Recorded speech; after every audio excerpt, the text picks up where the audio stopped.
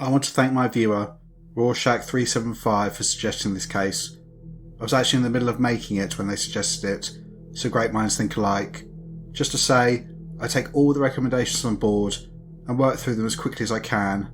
There's just one of me, so things take time, but don't think I don't read what people want to see. On another note, 2 cases which have been requested a few times, the Toolbox Killer David Parker Ray and the Kansas City Butcher Robert Bordella, are in the works. At least one should be out next week. However, I also need to say that the case this video is about is extremely disturbing, and I'll go into detail about serious violence towards a child and mention cruelty to animals, so please stop here if you think this will be too distressing. Anyway, on with the video. The Isle of Bute lies off the coast of Scotland. It's a quiet and sedate landmass, just 48 square miles with a population of 6,500 people. It's known for its natural beauty. It's a popular tourist destination, but for the majority of us, it's a place we'd likely have never heard of or given much thought to. That all changed on the 2nd of July 2018, when the Isle of Bute was in every newspaper in the country, when 6-year-old Alesha MacPhail was abducted from the home of her father, having arrived just 3 days before. She was then raped and brutally murdered before her broken body was found dumped like rubbish. The country was in shock when it was revealed that her killer was a 16-year-old child named Aaron Campbell, who was a remorseless psychopath who told a psychologist that, quote, "All I thought about was killing her once I saw her." The horrific nature of Alesha's death and the callousness of her killer are truly horrifying and will appall you. Welcome to Evil Among Us.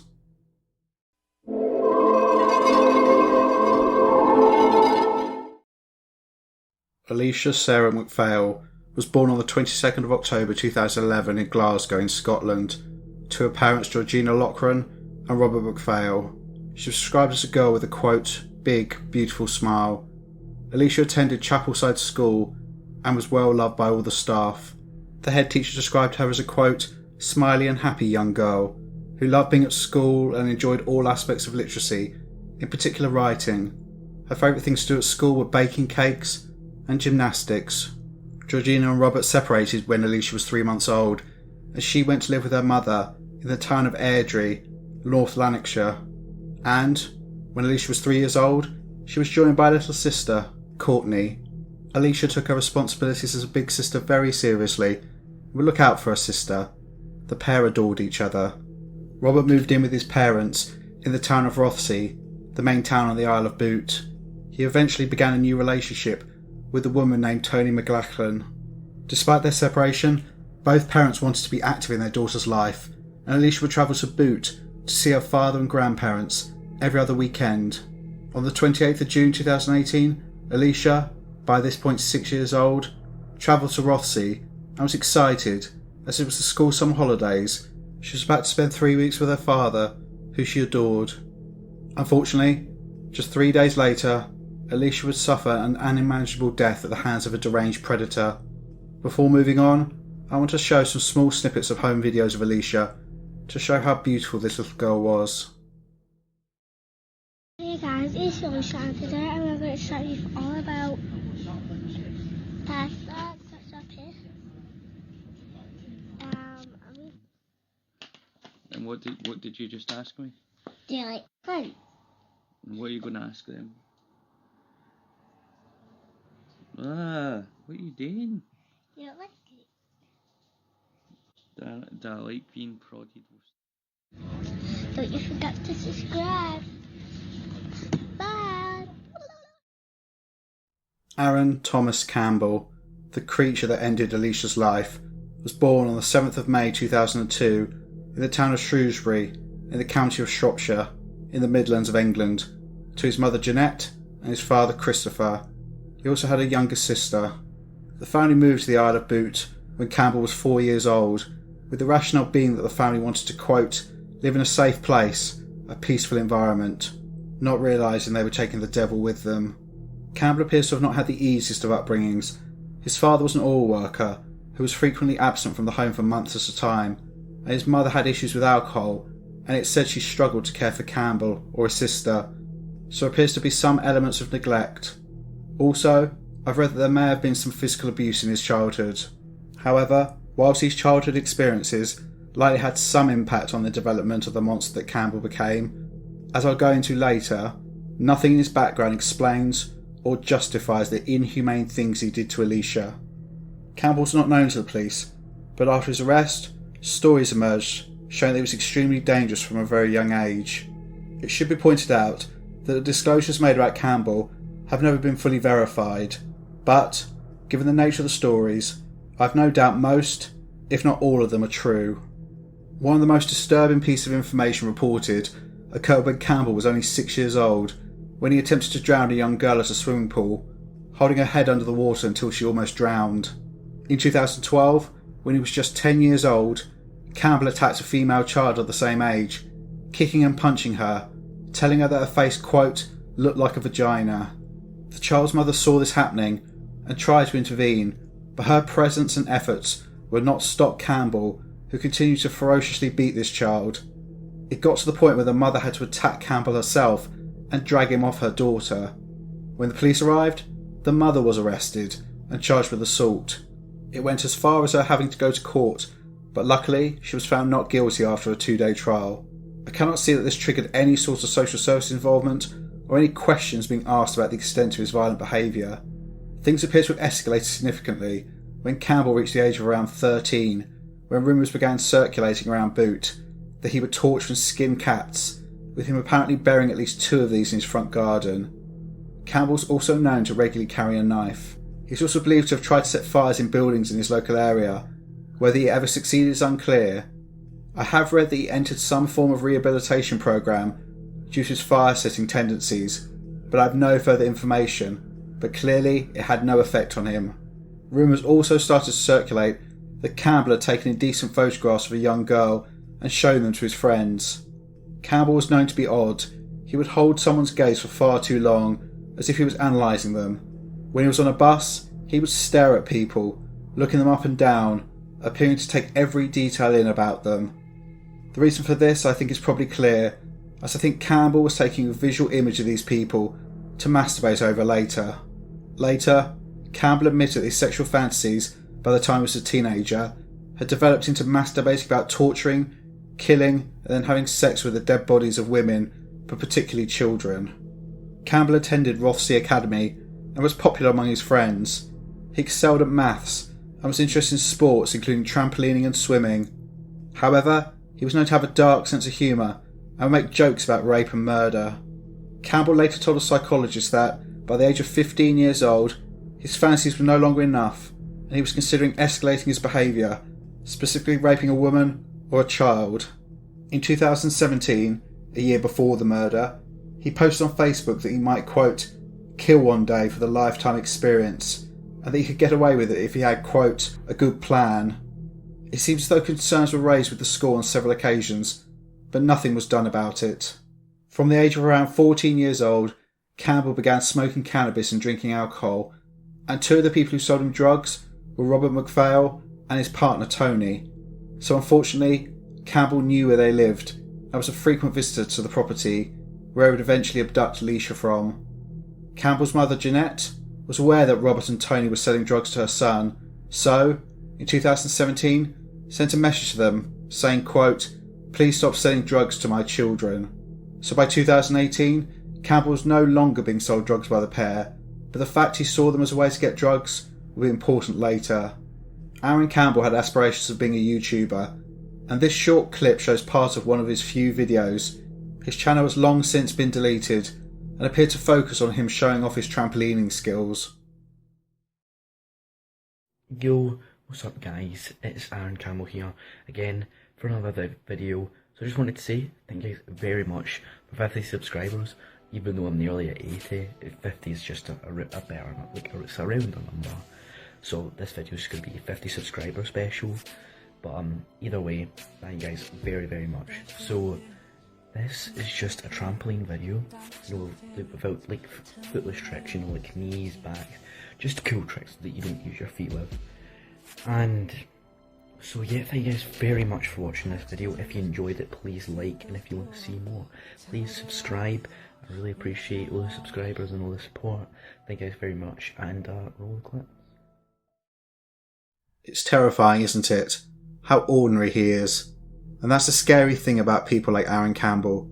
They don't have horns, they don't wear signs. If you walk past them in the street, you'd have no idea you're walking in the presence of evil.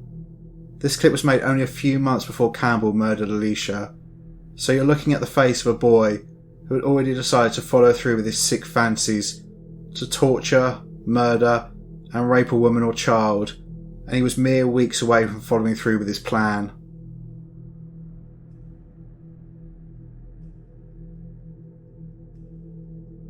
The timeline of the murder of Alesha MacPhail and what actually happened to her and why can be pieced together from news reports, CCTV footage, and statements from Campbell himself when he eventually confessed to his sickening crimes. I will rely on all of these to give an accurate picture of the horrific events of the 2nd of July 2018. On the 1st of July 2018, Alesha attended a birthday party for a friend, and this is the last picture taken of her less than 24 hours before her murder. At 10:30 PM on July the 1st, Alesha was put to bed by her father, with everyone in the house being asleep by around 12:30 AM on July the 2nd. On the evening of the 1st of July, Campbell invited 15 of his friends round to his house, where he became drunk. At midnight, the party finished, and at around 12:30 AM, so half an hour later, a friend returned and found Campbell in bed, apparently, quote, suicidal, due to an argument he'd had with his mother. The friend offered to stay with Campbell, but he said he was fine and was going to, quote, get stoned. He then sent a series of text messages to people he'd bought cannabis from before, including Robert MacPhail. Receiving no response from anyone else, he focused in specifically on Robert, and he called him twice at 1:47 AM and 1:48 AM, but neither call was picked up. CCTV cameras at his home captured Campbell leaving the address at 1:54 AM, armed with a kitchen knife. His intention was to break into MacPhail's property and steal cannabis, and he would use the knife if he met any resistance. He then walked to Robert's property, which was around 5 minutes walk away, arriving there at around 2 AM. When he arrived, he let himself in. It appears the door was not locked, which was apparently common in the local area. He later stated that he left the property and then returned. I'm not sure that's accurate, but whatever the case, he then started searching the rooms in the house, looking for drugs. Alesha's bedroom was immediately by the front door, and this was the first room that Campbell went into, and he found her asleep in bed. Campbell later told a psychologist, quote, once I realised she was a child, I started having thoughts about raping her, about killing her. He said he had 4 thoughts, quote, murder, rape, necrophilia, and paedophilia. And all I thought about was killing her once I saw her. Within minutes of entering the house, Campbell picked up Alesha, who he described as, quote, drowsy, but not fully asleep. He then walked her along a coastal path. Whilst he was walking, Alesha woke up and asked who he was. Campbell responded that he was a friend of her father's and was taking her home. He then took her into a wooded area in the grounds of a closed-down hotel and attacked Alesha. The full details of what Campbell did to Alesha have never been fully revealed, and this is understandable because of the horror of her last moments. What is known is that Alesha was stripped naked, beaten, being essentially tortured, with her tiny body being found to have had 117 separate injuries. She was then also raped. A post-mortem conducted later indicated the majority of the injuries Alesha suffered occurred when she was still alive, and this included, quote, catastrophic injuries to her genital area. Her ultimate cause of death was determined to have been strangulation. Aaron Campbell then left Alesha's body out in the open. He then took off his bloody top, threw it in the sea, and just before 4 AM, he was caught on CCTV returning home after his horrific crimes. He then showered and waited for the horrid created to unfold. As if murdering Alesha was not bad enough, Campbell's actions from this point forward are truly callous and demonstrate his level of evil. I'll highlight his behaviour as we go along and bring everything together at the end. At 6 AM on the 2nd of July, Alesha's grandparents woke up and went to check on her, but she was not in her room and they began searching the house for her. After not being able to find her, and by now frantic, her grandmother, Angela King, called the police at 6:23 a.m. The police, to their credit, mobilised quickly, began searching the area almost immediately, with the help of a police helicopter. Police found the knife that Campbell had armed himself dropped near Alesha's home. Angela took to Facebook and made a post begging for help to find her granddaughter. Just before 9 a.m, Campbell called Tony McLachlan, Alesha's father's partner, but then, at 9:01, text, quote, "Sorry, doesn't matter," and then included 2 laughing face emojis in the message. When Tony responded, informing him of the situation and asking him to look out for Alesha, he said, quote, "Oh damn, I'm sure she's not went too far." Sickeningly, Campbell liked Angela's Facebook page. At 8:54 a.m, the police received the call they were dreading. A local man, called George Williams, had seen Angela's Facebook page and went out looking. He came across Alesha's naked, lifeless body, lying face down. He then called for help and the police were soon on scene, and they were able to confirm that it was the body of Alesha, and her grandparents were quickly informed. Angela, I think trying to keep the community informed, posted about the discovery, but heartbreakingly, reading this post was the way that Alesha's mother, Georgina, found out about her daughter's death. I cannot imagine what this must have been like, seeing a notification saying your daughter has been murdered. Word spread quickly in the small community, and flowers began being laid outside Alesha's home. The Isle of Bute was in shock, and, when the case was publicised, it sickened the nation.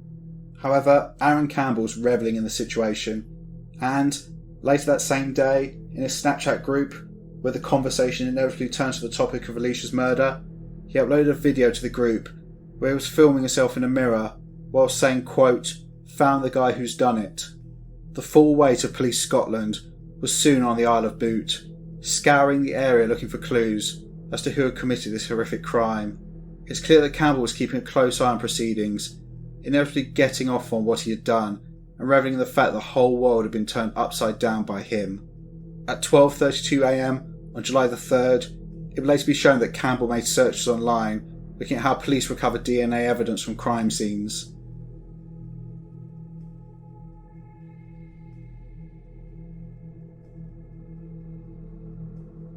Aaron Campbell's freedom was short-lived after his horrific actions, and it was his mother, Jeanette, who eventually helped police catch him.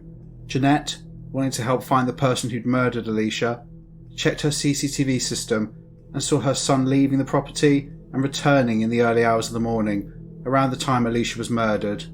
She spoke to her son and asked if he had anything to do with it. He said he didn't. However, she contacted the police and handed over the CCTV and said that her son might have seen something and could help their investigation. On the 4th of July 2018, just 2 days after Alesha's murder, Aaron Campbell was arrested on suspicion of her murder. DNA tests showed that he was a match to DNA found in semen on Alesha's body, and police saw the search on his phone regarding how police collected forensic evidence. Also, the knife found outside Alesha's property was found to be one missing from a knife block in his home. Campbell gave no comment in interviews, but there was more than enough evidence to charge him, and on the 5th of July 2018, Aaron Campbell was charged with abducting, raping, and murdering Alesha MacPhail.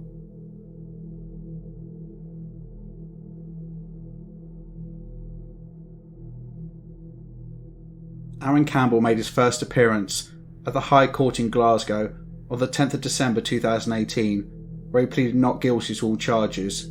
He was remanded into custody to await the start of his trial, which began on the 11th of February 2019, presided over by Judge Lord Matthews.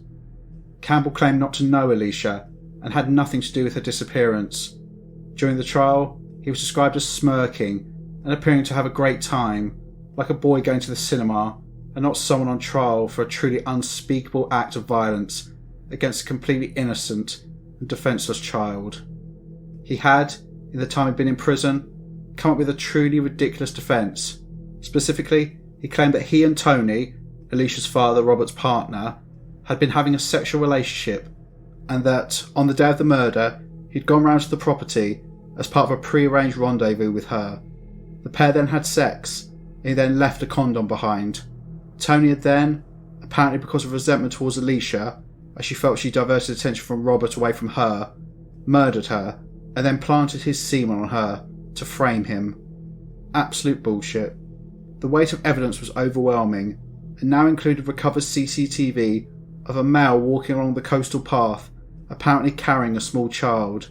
This, coupled with his DNA being found at the scene, and footage of him leaving his home and returning during the window that Alesha was abducted and murdered, meant they only took the jury 3 hours to find Aaron Campbell guilty of all charges on the 21st of February 2019. Lord Matthews said the evidence against Campbell was overwhelming and that he had committed, quote, some of the most wicked and evil crimes this court has ever heard of in decades of dealing with depravity. His sentence was adjourned for the preparation of a psychological report, parts of which I've alluded to during this video. However, the full extent of Aaron Campbell's depravity and lack of any remorse was fully exposed during this assessment.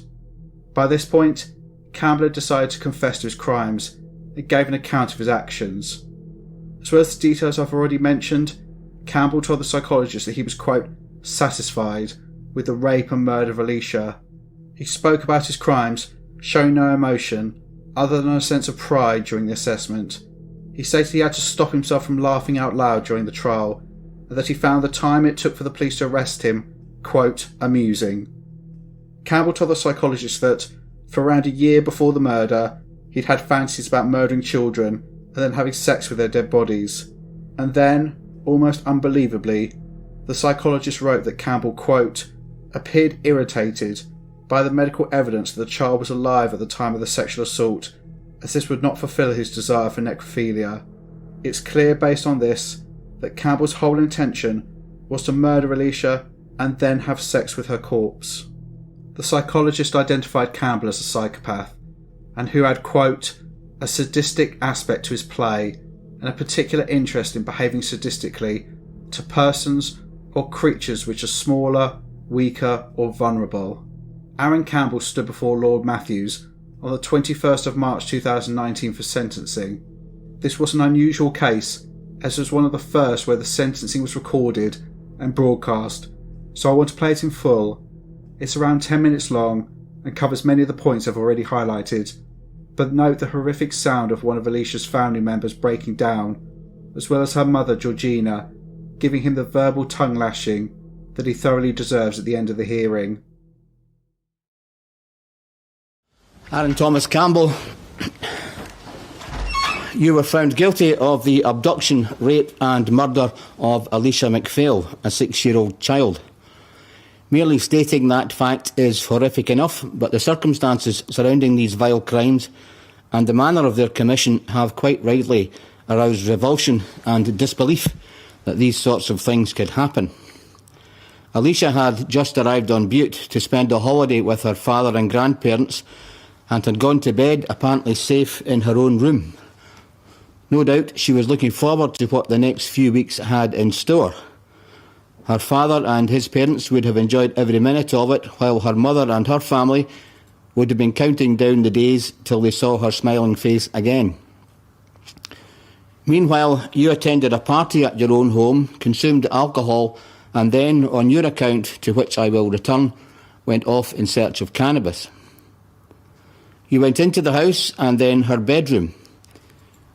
You removed her from there and took her to a secluded spot where you violated and murdered her in the most brutal fashion. The details of that were revealed in the evidence, and I do not intend to go over them again. It is difficult to imagine the distress which her family must have suffered, not only when she went missing, but when the awful news came in that she had been found dead. That distress can only have been intensified, if that was possible, by their finding out the extent of what you did to her, not only in the weeks and months immediately afterwards, but in the course of the trial.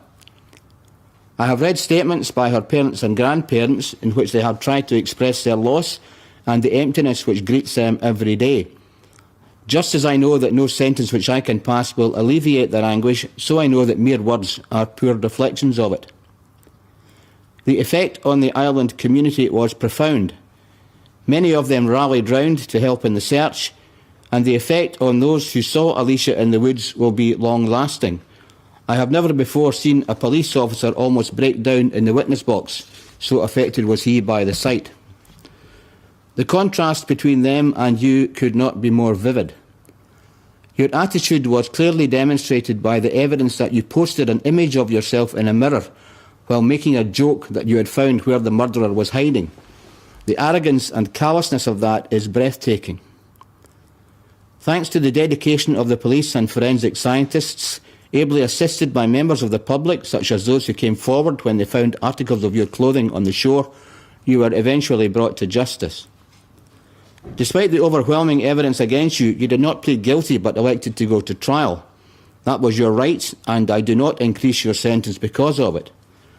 However, it is symptomatic of your staggering lack of remorse. Not once during the trial did I detect a flicker of emotion from you, and that was also the experience of the professionals who interviewed you for the purposes of the reports, to which I will turn shortly. Your defence was one of incrimination of a young woman, Toni Louise McLaughlin, and you gave evidence in support of it. It was a cruel travesty of the truth, which was understandably reported widely in the media and left her open to suspicion at the very least, and quite possibly hatred, all of which was due to your perverted machinations. I am very grateful to Mr McConaughey, who today made it clear that she was completely innocent. Mr McConaughey has said all that could be said on your behalf, entirely in keeping with the exemplary way the trial was conducted on both sides of the bar. All matters of fact which could reasonably be agreed were agreed, and the issues were well focused and laid before the jury. As I said to the jury after they returned their verdict, counsel do not make up defences, but present the case on the basis of their instructions. It is obvious what your instructions were, and your evidence was entirely in keeping with them, albeit it was a tissue of lies. It does not go too far, therefore, when I say that I was shocked when I saw the contents of the Criminal Justice Social Work Report and the report from Dr McPherson, the consultant forensic clinical psychologist. Each of these reports contains clear admissions by you of your guilt. Not only that, and this is a terrible thing to say of one so young, but they paint a clear picture of a cold, callous, calculating, remorseless and dangerous individual. I do not intend to go into every detail of the reports or of your admissions, since much of it would, I think, be distressing, and much of it merely confirms some of the evidence which was led. However, I think it right that the public, and more particularly her family, be given some flavour of the contents. Dr McPherson noted that you presented your account in a matter-of-fact manner, notable for the absence of any emotions. He recorded that you told him that in the 12 months prior to the murder, you entertained thoughts of doing something excessive, including rape. Your account, in brief, was that you had been drinking but wanted cannabis and decided to break into the house to get some. You took a kitchen knife because you wanted to protect yourself, but having gained entry, you left the house and disposed of it. You returned to the house and entered Alesha's bedroom. Amongst other things, Dr McPherson records that you told him that you had consumed 1.5 bottles of wine between 8 o'clock and 8:30, but that you did not feel intoxicated, although you told the social worker that you still felt the effects of it. You were not under the influence of any illicit substances. He records that when you saw Alesha, your reaction, according to you, was as follows, and I quote, "A moment of opportunity. At any other time in life, murder wouldn't have been the conclusion. If I was a year younger, I don't think I would have done it. All I thought about was killing her once I saw her." You told both Dr McPherson and the social worker in some detail what you did. You said that Alesha was drowsy and became a bit more awake when you went outside. At one point she asked who you were and where you were going. You said you were a friend of her father's and that you were taking her home.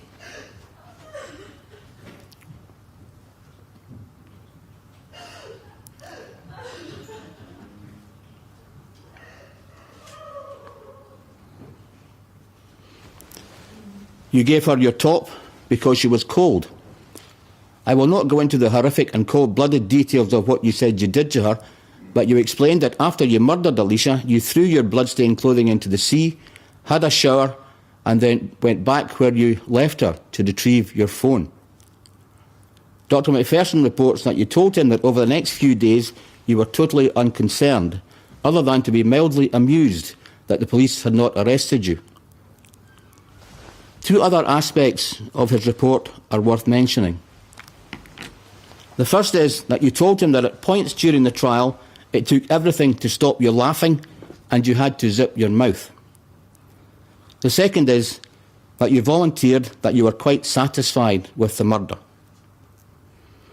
According to all of the reports, you are not suffering from any mental health disorder, and indeed you are not suffering from any syndrome or disorder of any kind. On the other hand, you are completely lacking in victim empathy, the social worker noting your cold, calculating manner. The only sentence I can impose on you is detention without limit of time. In addition, you will be subject to the notification provisions of the Sexual Offences Act 2003 for an indefinite period. However, I also have to specify a period which must pass before you can apply for release on parole. Whether you will ever be released will be for others to determine. But as matters stand, a lot of work will have to be done to change you before that could be considered. It may even be impossible.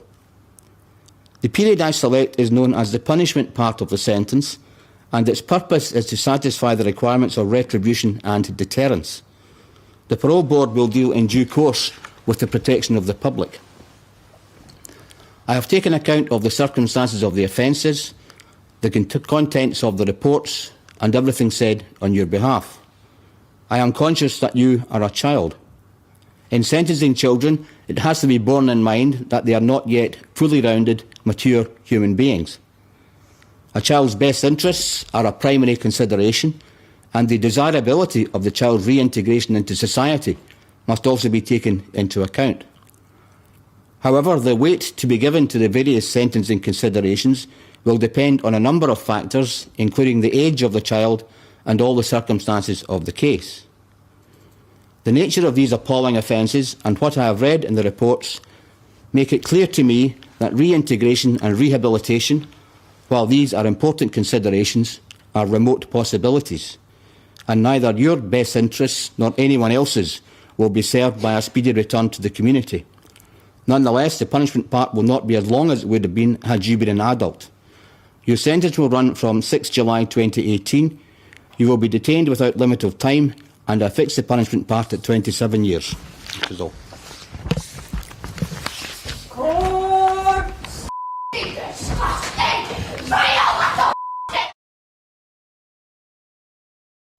Just to clarify, that Georgina called Campbell a fucking rat. A pretty accurate description. So, for the abduction, rape and murder of Alesha MacPhail, Aaron Campbell was sentenced to life in prison with a minimum time of 27 years before he could apply for parole. But, on the 10th of September 2019, Campbell won an appeal against his length of sentence, and it was reduced to a minimum of 24 years in prison. The reason for this?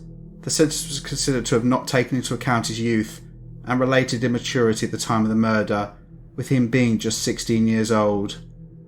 Immaturity, seriously. I truly don't get this. I get that children may do stupid things and then years later look back and think how stupid this was when their brains are properly developed, but I think this should be confined to smaller offences, like criminal damage, not murder. I don't know about you, but from a very early age I learned that hurting people, let alone killing them, was wrong.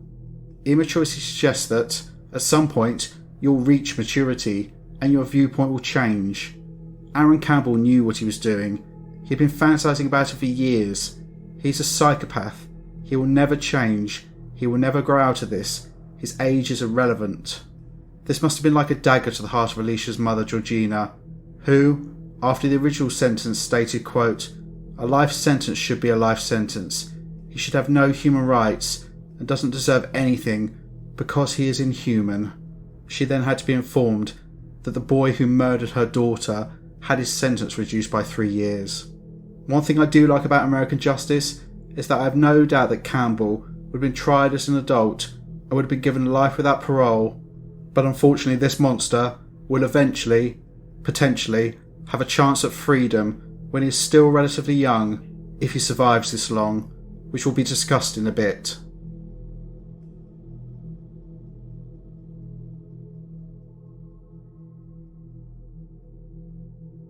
I need to apologise, but also not apologise for this section. I've tried to record it several times, but keep bursting into tears, so I'm just going to record it and do it.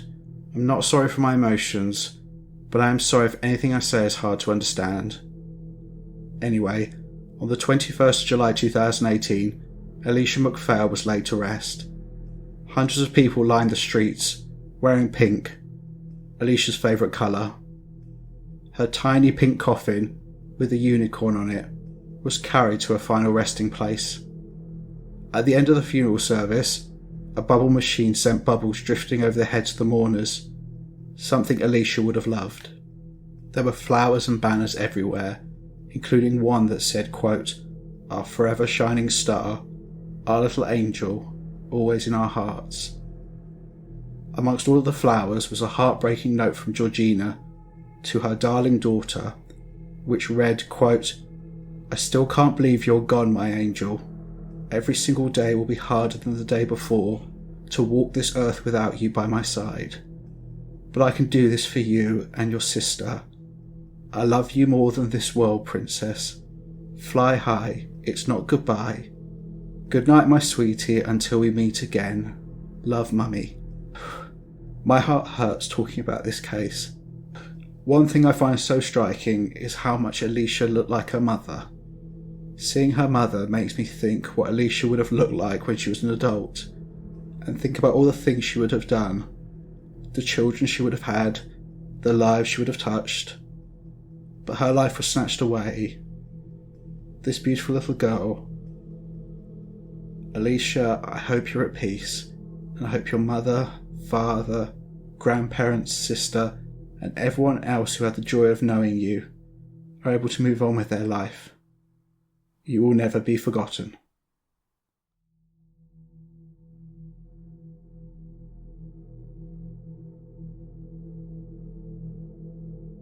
I'm switching things around in this video and focusing on Campbell's profile before then looking at his prison life, and I think you'll understand why in a minute.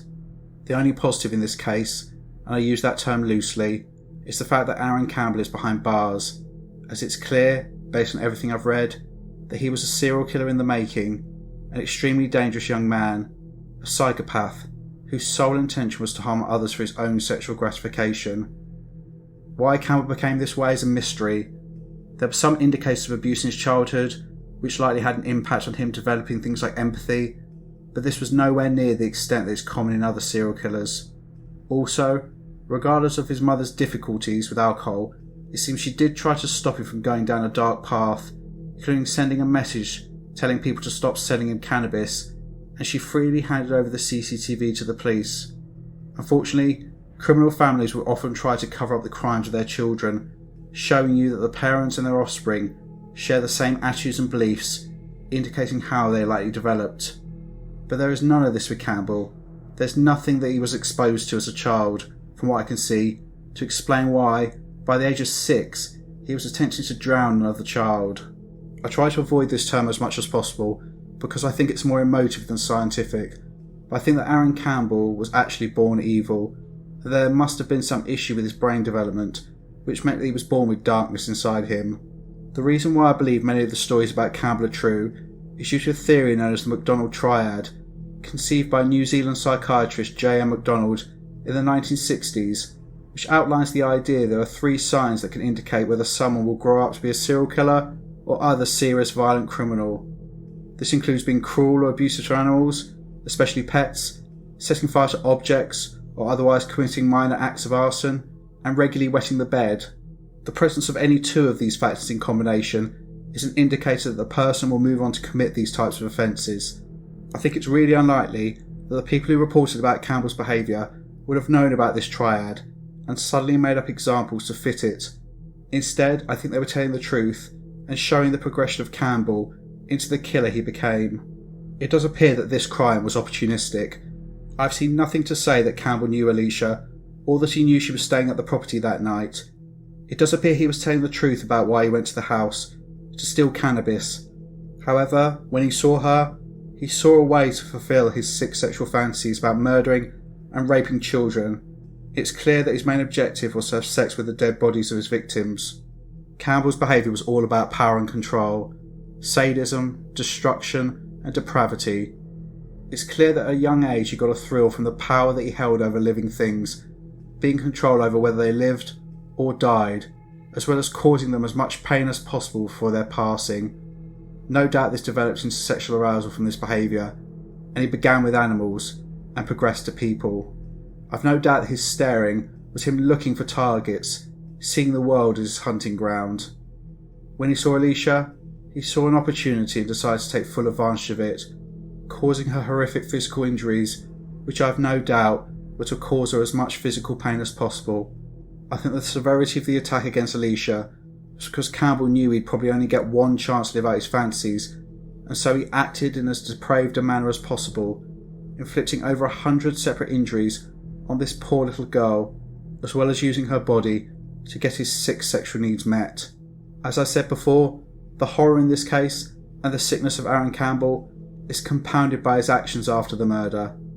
I have no doubt that afterwards he was on a high and was likely checking online for the inevitable news about a missing girl, and he couldn't help himself alluding to the fact that he was the one responsible. This was a disorganised, unplanned offence, and Campbell was soon caught, and I think he knew this was inevitable. I think some part of him hoped he would get away with it and be allowed to keep killing, but more likely he knew what was coming. But this was just a start, and he had planned to use every moment of limelight to get as much attention as possible. This began with the trial. I've no doubt that Campbell intended to confess to his crimes at some point. The trial was his way of being in control, seeing the pain on Alesha's family's faces, hearing the horrific details of the things he had done to her. His defence was so weak that I don't think it had anything to do with trying to truly get away with it. No, instead it was about causing as much harm to the family as possible by blaming one of them for his actions, with him likely hoping that suspicion would tear the family apart. He found the whole thing hilarious. Aaron Campbell, the puppet master, the big man. Never mind the fact that he was a fucking pathetic coward who targeted a vulnerable child because he is weak. Instead, in his mind, he probably considers himself akin to a god. When he was convicted, now was his time to confess, as what was the point of doing any of this if he didn't get credit for it? He gave all the details, and this was no doubt to shock the psychologist and to absolutely decimate Alesha's family by giving them graphic details of her final moments alive. Everything about Aaron Campbell's behaviour was intended to harm someone, for him to get his kicks, to indulge his horrific, sadistic personality. Another part of Campbell's thinking was like the fact that even if he was convicted of this, he was only 16 years old, and therefore he would be unlikely to spend the rest of his life in prison. He would, at some point, be released to kill again. With regards to this, I'm really worried that he's right. Campbell will be eligible for parole from the age of around 40, and even if he served, let's say, an additional 20 years, so serving 44 years in total, he'd be released around the time he's 60, with plenty of years left. This makes me think of someone like David McGreevy, who, although he murdered 3 children and impaled their bodies in 1973, was eventually released after serving 45 years in prison, where most people thought he should die behind bars. The decision about whether Campbell is ever released will be a decision for a parole board one day, but, personally, I'm not sure how someone so dangerous, at such a young age, who committed such an utter act of unspeakable evil, will ever be safe to be released. However, this is if he survives prison.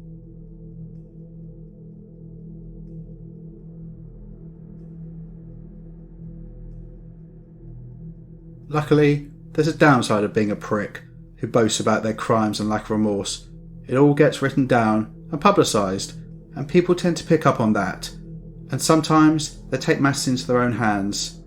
It appears the genius of Aaron Campbell potentially failed to consider that once the trial was over, he was no longer in the limelight, his new friends in prison might have an issue with a long streak of piss, raping and murdering a 6-year-old girl.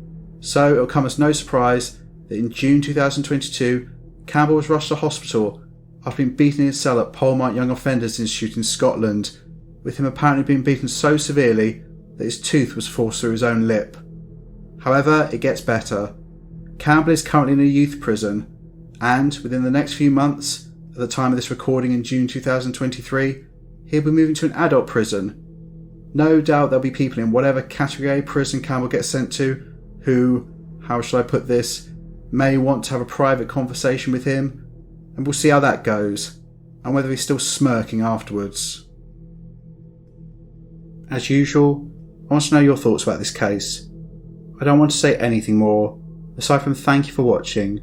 Please take care, and go and do something to de-stress, as this is a heavy case, and I want to make sure all my viewers are okay.